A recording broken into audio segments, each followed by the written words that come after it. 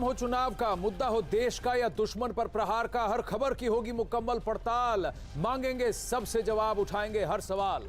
खबर के हर पहलू पर बजेगा नगाड़ा, क्योंकि यह है जनता का अखाड़ा। नमस्कार, मैं हूं आनंद नरसिम्हन।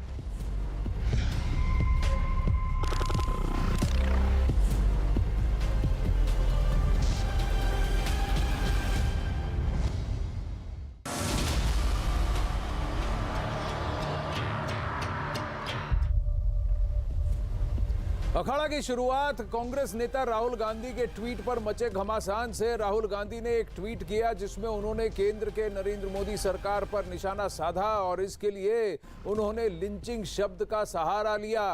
राहुल गांधी ने बिना किसी का नाम लिए लिखा कि 2014 से पहले लिंचिंग शब्द सुना तक नहीं गया था। आपको बता दें कि 2014 के पहले देश में यूपीए की सरकार थी और 2014 में नरेंद्र मोदी के नेतृत्व में बीजेपी की सरकार बनी थी। यानी सीधे सीधे राहुल गांधी ने अपने ट्वीट के जरिए केंद्र की नरेंद्र मोदी सरकार पर निशाना साधा है। लेकिन उनका ये ट्वीट कुछ ही देर में उनके लिए मुश्किल का सबब बन गया, क्योंकि बीजेपी ने उन पर चौतरफा हमला बोल दिया और 2014 से पहले देश के अलग अलग हिस्सों में हुए नरसंहार और दंगों की लिस्ट जारी करते हुए कांग्रेस की सरकारों पर हमला बोल दिया। बीजेपी नेताओं ने 1984 में हुए सिख दंगों का जिक्र करते हुए उस वक्त की राजीव गांधी सरकार पर बड़ा निशाना साधा है। इतना ही नहीं, बीजेपी नेता अमित मालवीय ने तो 1984 में प्रधानमंत्री रहे राजीव गांधी को फादर ऑफ लिंचिंग तक बता डाला।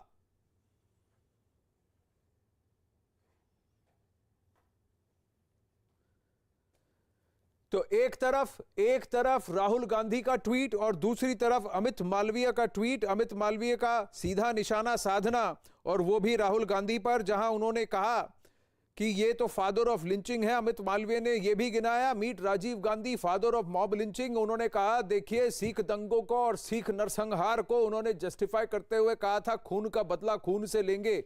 जिस तरह से औरतों के साथ बलात्कार हुआ, वहां पर सिख मर्दों के गलों में टायर बांधकर उनको जला दिया गया, और फिर उसके बाद ऐसी ऐसी तस्वीरें खौफनाक थी जहां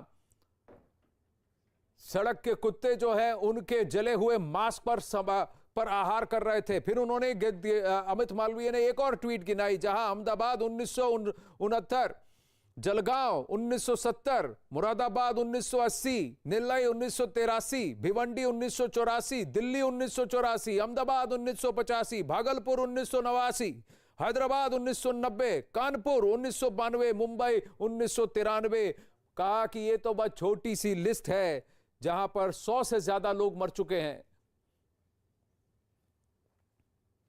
मैं राहुल गांधी को याद दिलाना चाहता हूं, तुम दुनिया और देश के सबसे बड़े मॉब लिंचर के बेटे हो, राजीव गांधी, जिसने देश के अंदर 8000 लोगों को मरवाने के बाद क्या बोला, जब बड़ा पेड़ गिरता है तो धरती हिलती है।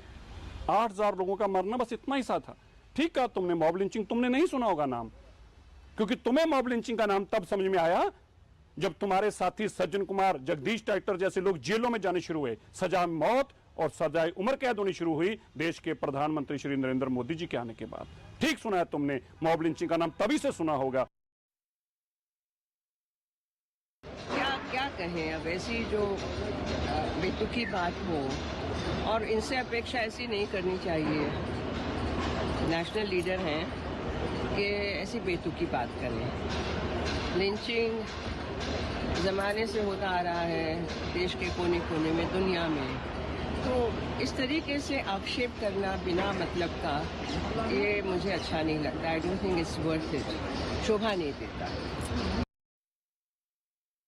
माननीय राहुल गांधी जो आरोप लगा रहे, बिल्कुल उसमें तथ्य नहीं है। लिंचिंग तो हमेशा होता रहा है, अन्याय अत्याचार हमेशा होते रहे, और राहुल गांधी जी बोलते हैं भाई मोदी जाने के बाद ही लिंचिंग हो रहा है, ये बात बहुत बड़ी गलत है। कांग्रेस के राज में भी बहुत बार लिंचिंग हुआ है, और अगर उसके आंकड़े चाहिए तो आंकड़े हम जाहिर कर सकते हैं, लेकिन इसी तरह का आरोप लगाना अच्छी बात नहीं है। लिंचिंग शब्द भी इन कांग्रेसी और लेफ्ट के लोगों की ही इजाद है। इस देश में पहले भी इस प्रकार की घटनाएं होती रही हैं कि कोई बलात्कारी मिल गया, कोई चोर मिल गया तो जनता ने उसको पकड़कर मार दिया, और ये देश के सभी राज्यों में कभी न कभी घटनाएं घटती रही हैं। ये दुर्भाग्यपूर्ण घटना, हम इसका विरोध करते हैं, लेकिन यह बीजेपी पर इसको मढ़ देना कि हमारी सरकार आने के बाद इस तरह की घटनाएं घटी हैं, तो मैं 1 दर्जन कांग्रेस शासित राज्यों का उल्लेख कर सकता हूं जिन राज्यों में इस प्रकार की घटनाएं घटी हैं। इसलिए मॉब लिंचिंग गलत है।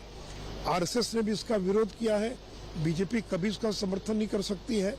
इसलिए वैसे लोगों पर कार्रवाई होनी चाहिए। पालघर में लिंचिंग की घटना घटी, मैं ढूंढ रहा हूं राहुल गांधी ने रिएक्ट किया कि नहीं।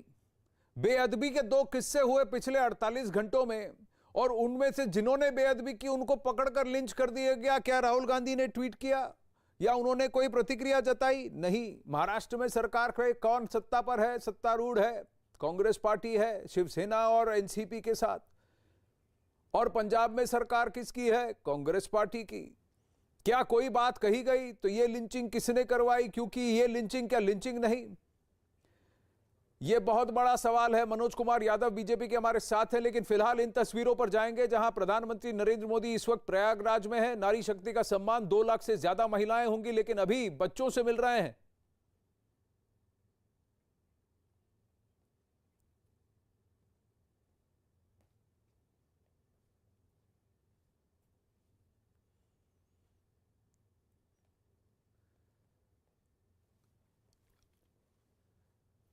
प्रयागराज से लाइव ऑडियो की कोशिश करेंगे जहां प्रधानमंत्री वहां महिलाओं से बातचीत करते हुए दिख रहे हैं। महिलाएं अपने अपनी बातें कर रही हैं, सवाल उठा रही हैं और प्रधानमंत्री उनसे बातचीत कर रहे हैं और छोटे छोटे वहां बच्चों के साथ भी दुलार कर रहे हैं।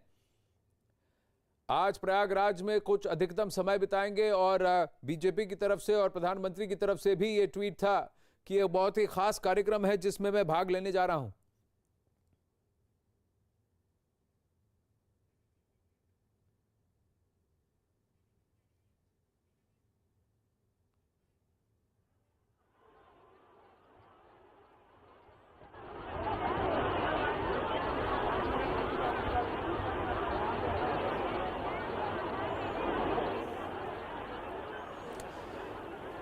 प्रधानमंत्री नरेंद्र मोदी का कहना कि मैं 21 दिसंबर को एक बहुत ही इंटरेस्टिंग प्रोग्राम में भाग लूंगा जहां विमेन एम्पावरमेंट, खासकर फाइनेंशियल एम्पावरमेंट और स्किल डेवलपमेंट पर खास तवज्जो दी जाएगी। 1000 करोड़ रुपया आज महिलाओं के बैंक अकाउंट और सेल्फ हेल्प ग्रुप्स के बैंक अकाउंट्स में ट्रांसफर किया जाएगा। 16 लाख औरतें हैं जो कि इससे जुड़ी हुई हैं और इनके लाभ के लिए, इनके हित के लिए काम किया जाएगा। तो मुख्यमंत्री कन्या सुमंगला स्कीम, इसमें करीब 1 लाख से ज्यादा बेनिफिशियरीज हैं जो कि बच्चों को और खासकर बच्चियों के लिए उनकी मदद करने के लिए, अलग अलग उनके जीवन काल में महिलाओं के लिए उनकी मदद करने के लिए ये फंड क्रिएट किया गया है। ये स्कीम है और 202 सप्लीमेंट्री न्यूट्रिशन मैन्युफैक्चरिंग यूनिट्स का शिलान्यास की आधारशिला भी रखेंगे। तो ये बात खुद प्रधानमंत्री नरेंद्र मोदी ने इसकी पुष्टि की, इसको ट्वीट करके ये बात कही और आज ये अभी तस्वीरें आ रही हैं। अब से थोड़ी देर बाद प्रधानमंत्री का संबोधन भी होगा, लेकिन फिलहाल ये एक इनफॉर्मल इंटरैक्शन है।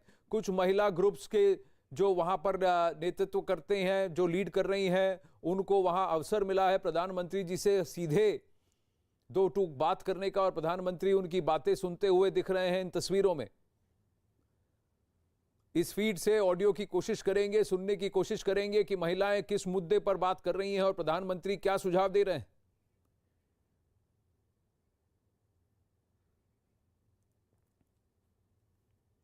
तो फिलहाल एक बहुत ही दिलचस्प और रोचक ये तस्वीर सामने आ रही है जहां महिलाएं बैठी हैं, एक बड़ा ग्रुप बैठा है जो कि प्रधानमंत्री से सीधे बात कर रहा है।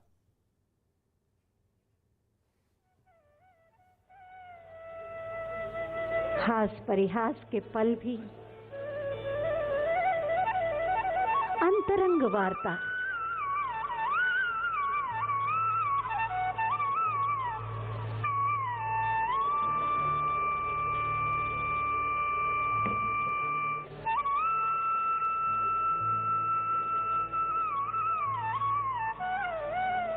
माननीय प्रधानमंत्री जी की आंखों में आधी आबादी के जीवन को बदलने के सपने झिलमिला रहे हैं।